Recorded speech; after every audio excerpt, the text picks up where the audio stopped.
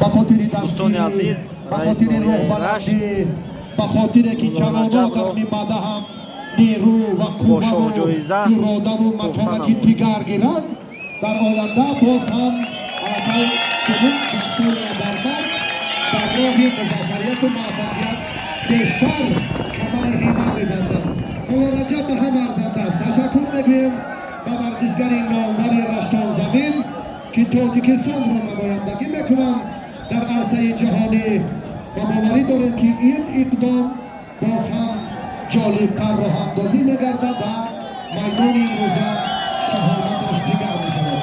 تشکر. با لحظه زیبای اوفر حالا تنتنه سپاریدن این جایزه صورت بگیرد.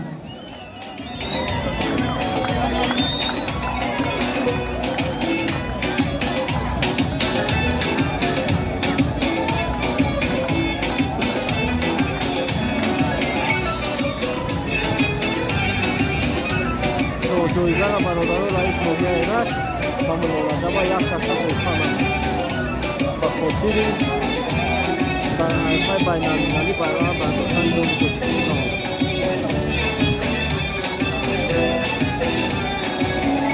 تشکر به شما فرهنگ، سپاس به شما دوستان محترم و میدانداری بیگ مراد جان.